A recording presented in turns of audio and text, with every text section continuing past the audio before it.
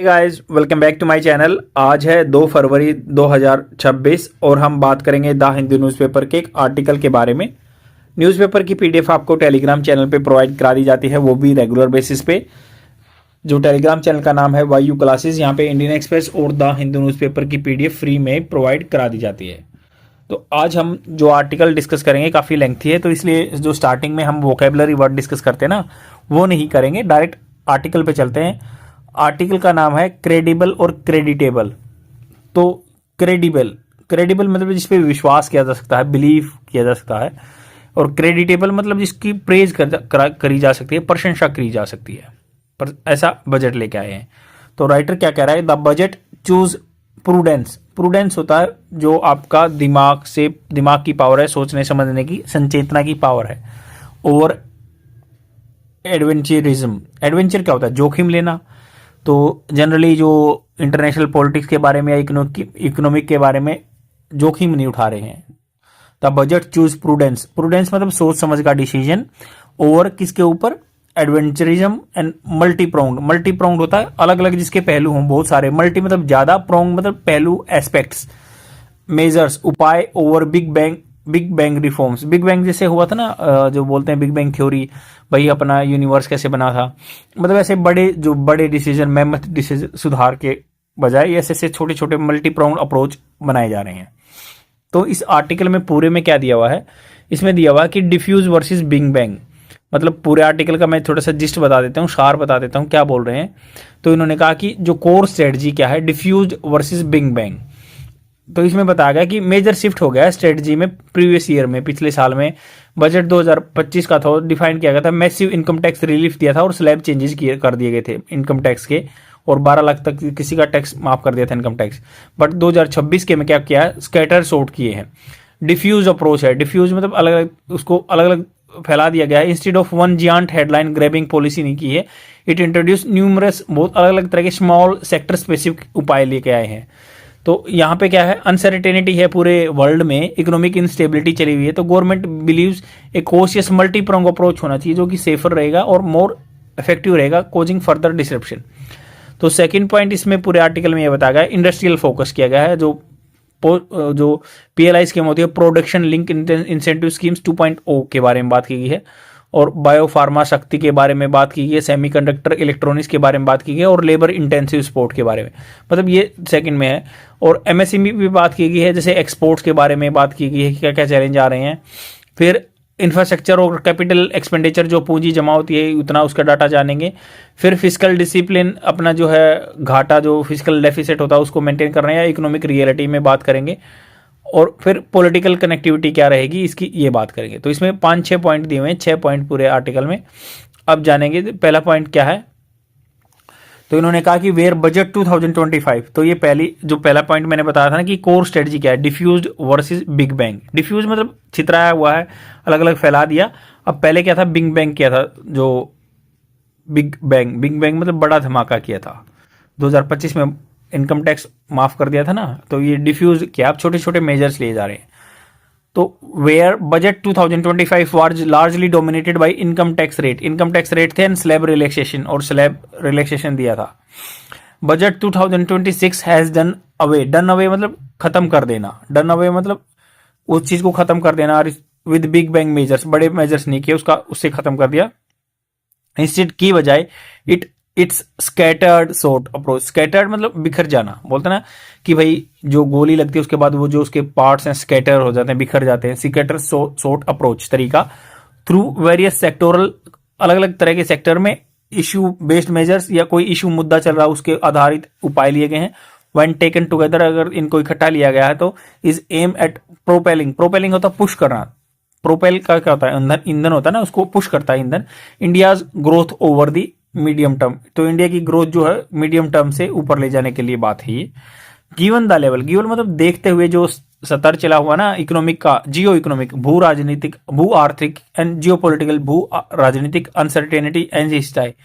तो इसमें पूरा बताया गया कि अलग अलग जो इकोनॉमिक को लेके या पॉलिटिकल को लेके अनिश्चितता चली हुई नहीं, अनसर्टेनिटी चली हुई, इसलिए हमने डिफ्यूज अप्रोच लिया, और हर के लिए अलग अलग तरीका सेक्टर के लिए बात की गई है। इंस्टेबिलिटी चली हुई है ना यहाँ पे, uncertainty that Indian economy faces, India economy face कर रही है, क्योंकि 15% जो टैरिफ लग रहा था, फिर जियोपॉलिटिकल जैसे चाइना के साथ इशू रहते हैं, हमारे लैंड को लेके पाकिस्तान के साथ रहते हैं, ऐसे ऐसे इशू चले हुए हैं। This diffuse approach is likely a more effective policy than the targeted big bang announcement would be. तो जितना बिग बैंग अनाउंसमेंट होगा ना, उसके कंपैरिजन में ये जो डिफ्यूज है वो चीज़ें चाहिए, मतलब अलग अलग जगह पे अलग अलग तरह का यूज करना चाहिए।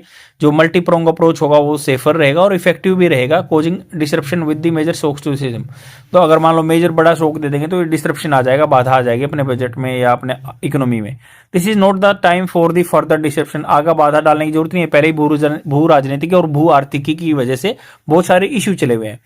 Budget 2026 contains announcement for the manufacturing sector. तो अब सेकंड पॉइंट क्या है, जो मैन्युफैक्चरिंग एंड पीएलआई सेक्टर की हमने बात की ना, तो ये बात की गई है कि मैं पूरा सेग्रीगेशन करूंगा इस पूरे आर्टिकल का। तो पहला बता दिया कि भाई क्यों क्या क्या किया है, ये हमने पहले पॉइंट में जान लिया। दूसरा क्या है, पीएलआई सेक्टर जो प्रोडक्शन इंसेंटिव या मैन्युफैक्चरिंग सेक्टर के बारे में बात करेंगे।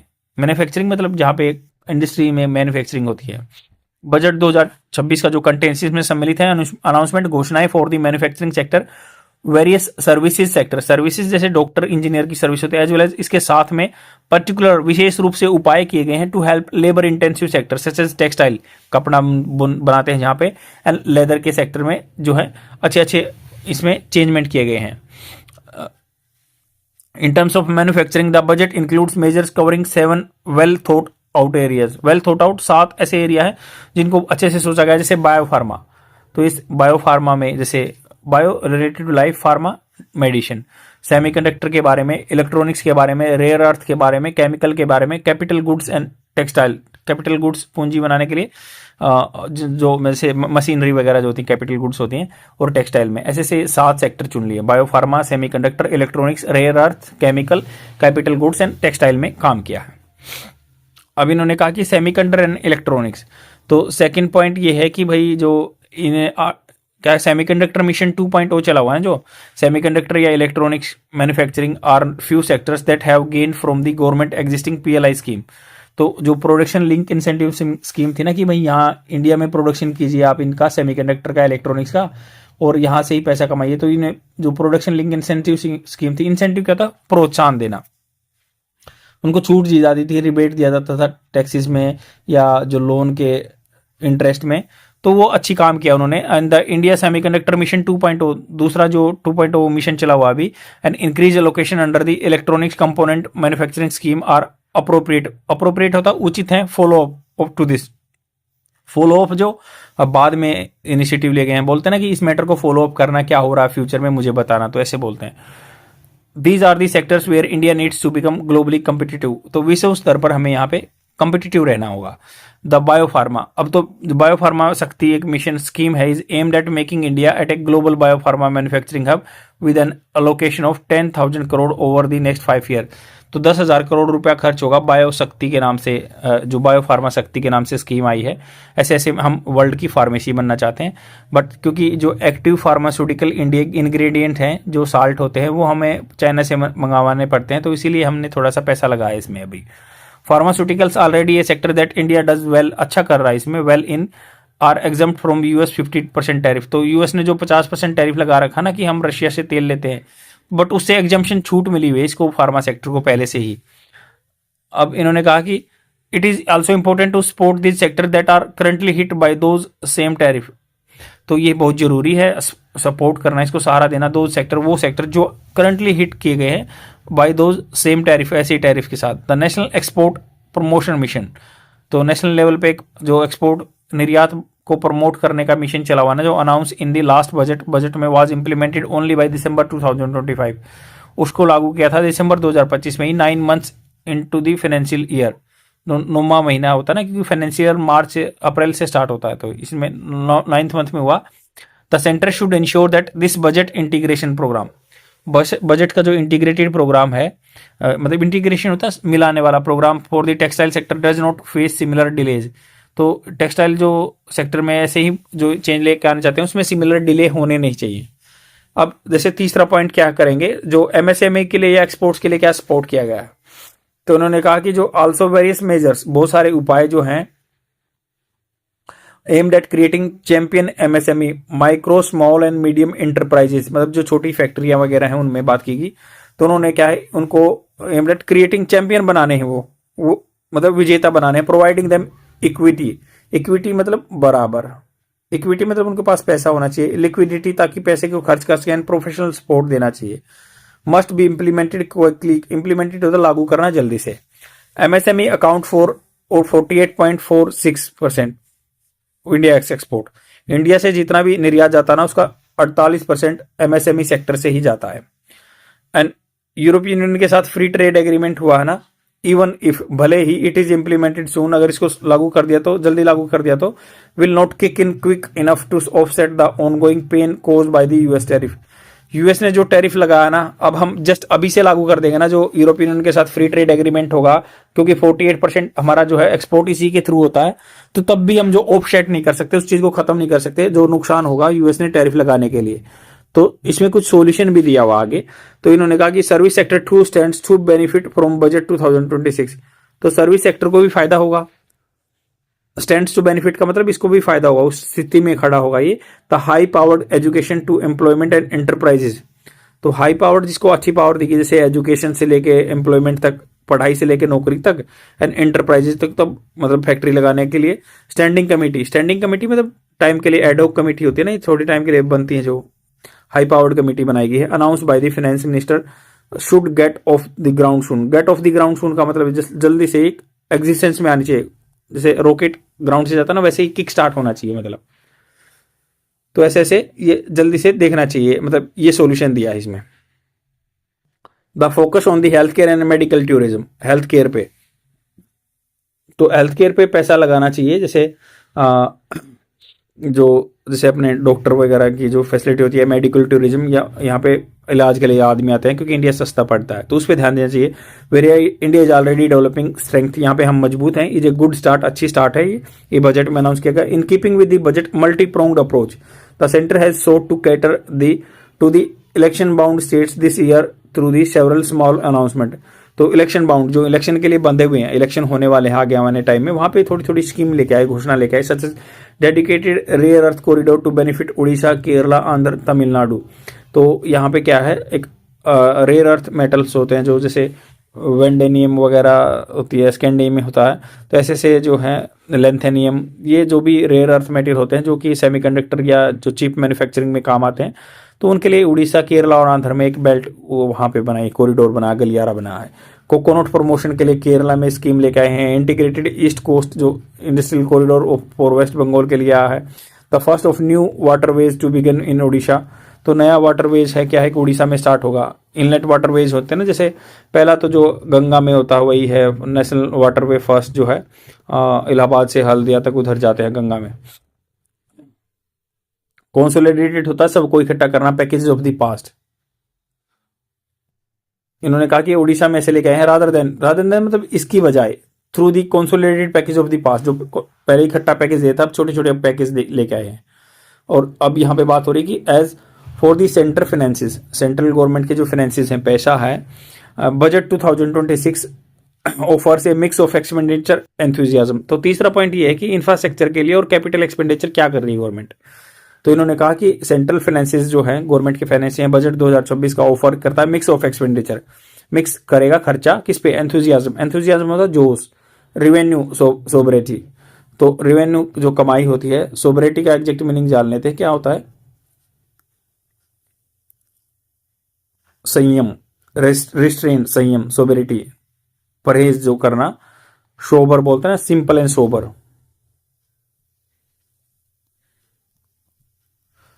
तो इसमें सिंपल एंड सोबर बनाया, revenue sobriety, the capital expenditure push, capital मतलब पूंजी, जैसे मशीनरी वगैरह के खरीदने में पुश दिया जाता है जो खर्चा, specially with regard to the infrastructure creation, तो इंफ्रास्ट्रक्चर के लिए पैसा लगा दिया।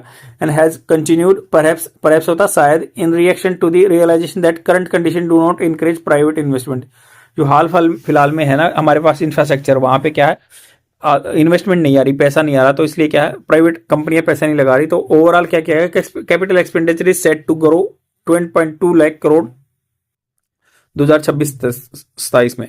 तो अभी जो फाइनेंशियल ईयर आएगा तो ये कैपिटल एक्सपेंडिचर 12 लाख करोड़ हो जाएगा सबसे लगभग, जो 4.4% ऑफ जीडीपी कह सकते हैं इसको। लगभग मतलब ये 4.4% ऑफ ग्रोस डोमेस्टिक प्रोडक्ट का ये है कैपिटल एक्सपेंडिचर पे पैसा जाएगा, तो लगभग 12 लाख करोड़। तो आप लगा सकते हैं जैसे 12 लाख करोड़ लगभग ये बताया इस पे, तो इसका 4 गुना कर सकते हैं, 12 चौका 48, तो लगभग 50-52 लाख करोड़ रुपए का बजट है, उसमें से 12 लाख करोड़ इधर कैपिटल एक्सपेंडिचर पूंजी मशीनरी वगैरह इंफ्रास्ट्रक्चर बनाने में लगेगा।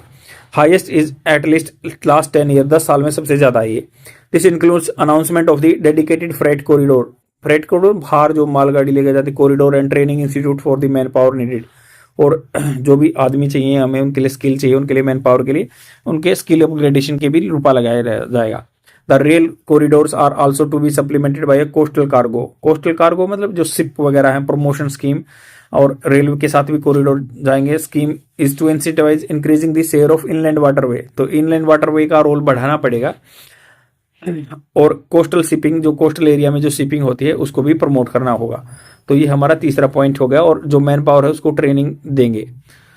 तो इन्होंने कहा कि इट इज नोट वर्दी, ध्यान देने की बात है, centre has revise downwards its capital expenditure from 2025-26 to the 10.9 lakh crore to 11.2 lakh crore initially budgeted. तो इन्होंने कहा कि जो हमने क्या कहा है कि गवर्नमेंट ने एक्चुअली रिवाइज किया है, डाउन किया था जो अपना कैपिटल एक्सपेंडिचर 2025-26 में 11.2 लाख करोड़ था to 10 lakh crore, suggesting that meeting this targets can be difficult. तो अभी क्या है कैपिटल एक्सपेंडिचर के लिए 2025-26 में जो था 10 लाख करोड़ था फ्रॉम दी, जो 11.2 लाख करोड़ था अभी हो गया है, मतलब अभी क्या कम किया है। It remains to be seen, यह देखना बाकी है if this year target will be met, अगर टारगेट मीट होंगे नहीं होंगे इसके, but even coming close will provide a substantial flip to the economy, मतलब इसके आसपास भी आ जाएंगे ना, इतना खर्चा कर देंगे तो फ्लिप आ जाएगा इकोनॉमी में, चेंजमेंट आ जाएगा। ऑन द रिवेन्यू फर्ट, कमाई की बात करें तो centre did not announce any major tax cut for the individual और कॉर्पोरेशन। तो उन्होंने कहा कि पैसे की कमाई की बात करते हैं ना, सेंटर ने कोई अनाउंस नहीं किया, मेजर टैक्स कट नहीं बताया इंडिविजुअल के लिए या कोई कंपनियों के लिए। इन 2019 एंड 2025 रिस्पेक्टिवली, 2019 में या 25 में corporation and individual received substantial tax relief, 19 और 25 में रिलीफ मिले थे, अब कुछ ऐसा है मिला नहीं है। To announce more would have put undue stress on the central finances at a time when its expenditure commitments known and anticipated are substantial.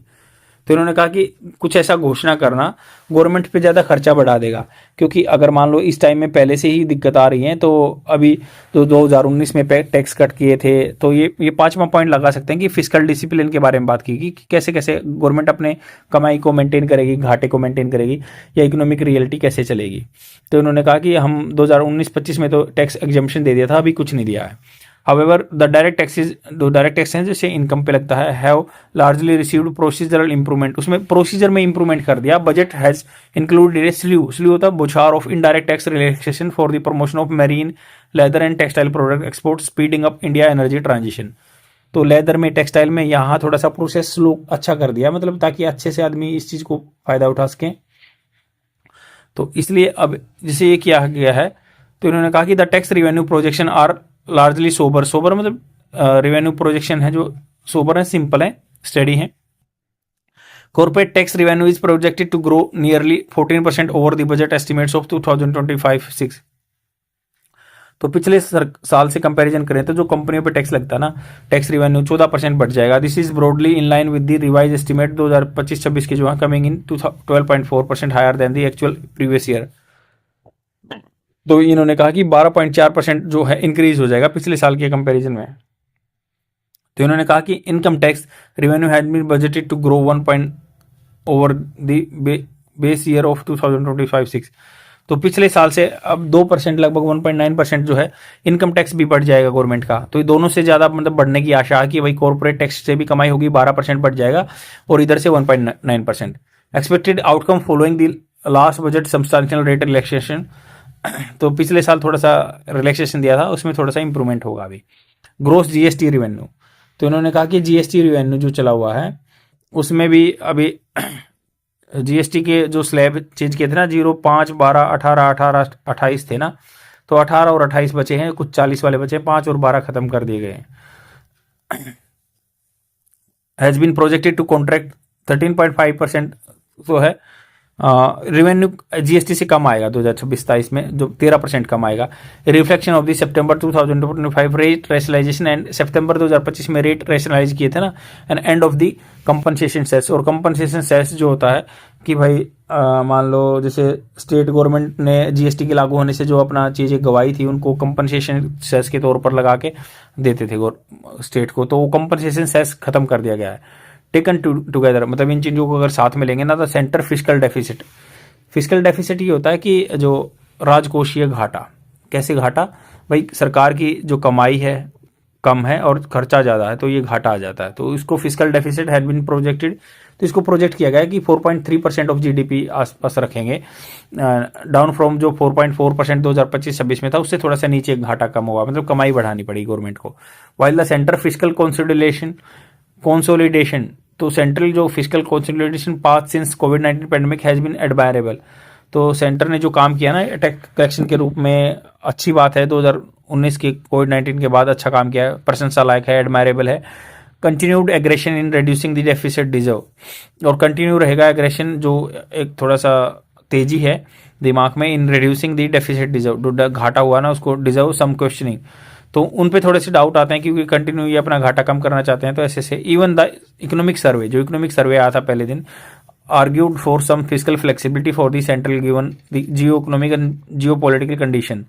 तो इसमें भी थोड़ा सा फ्लेक्सिबिलिटी होनी चाहिए फिस्कल को लेके सेंटर को, क्योंकि देखते हुए जो अनसर्टेनिटी चली हुई ना वर्ल्ड में। ओवरऑल बजट 2026 में डिसअपॉइंट में शायद कर सकता है, निराश कर सकता है those looking for massive tax relief for the subsidies, या कोई छूट चाहते थे या टैक्स रिलीफ चाहते थे, उनके लिए तो कुछ है नहीं।